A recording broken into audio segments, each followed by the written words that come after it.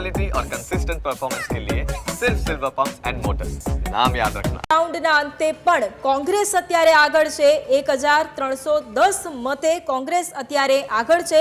ચોક્કસપણે પાતળી સરસાઈથી અત્યારે કોંગ્રેસ આગળ છે, પરંતુ તેની સાથે સાથે જે લીડનો આંકડો છે તે પણ થોડા ઘણા અંશે ઘટી રહ્યો છે। કોંગ્રેસને 16,676 મતો મળ્યા છે, બીજેપીને 15,366 મતો મળ્યા છે અને અપક્ષને 7,176 મતો મળ્યા છે। એટલે કે જે આંકડો સામે આવી રહ્યો છે તે અનુસાર અપક્ષ પણ અહીંયા ટક્કર આપી રહ્યું છે અને અપક્ષ પણ સારા ઘણા જે વોટો છે તે પોતાના નામે કરી રહ્યું હોય તે અત્યારે દેખાઈ રહ્યું છે, પરંતુ કોંગ્રેસ અત્યારે પાતળી સરસાઈથી આગળ ચાલી રહી છે અને હવે એ જોવું રહેશે, કારણ કે આંકડાઓ પણ જે લીડ પણ સતત ઘટી રહી છે, આંકડાઓ પણ ફ્લક્ચ્યુએટ થવાની અહીંયા શક્યતાઓ પણ ચાલી રહેલી છે, ત્યારે એ પણ જોવું રહેશે કે ખરેખર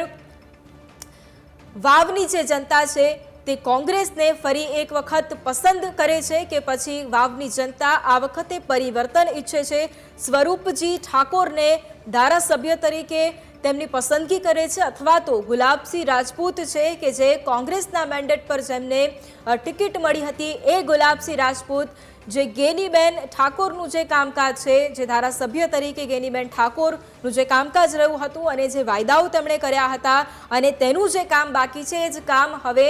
આગળ વધારે છે। એ કામ જે વાવની જનતા માટે કરવાનું છે એ જ કામને હવે આગળ થપાવે છે કે કેમ તે પણ હવે જોવું રહેશે, પરંતુ આ રસપ્રદ જંગ તમામ લોકોની વાવ બેઠકની પેટા ચૂંટણી ઉપર નજર હતી અને અનેક એવા જે ગ્રામ્ય વિસ્તારો છે કે જ્યાં બંને નેતાઓ કોંગ્રેસ હોય કે ભારતીય જનતા પાર્ટીના તમામ નેતાઓ તે પણ પહોંચ્યા હતા અને તેમણે પણ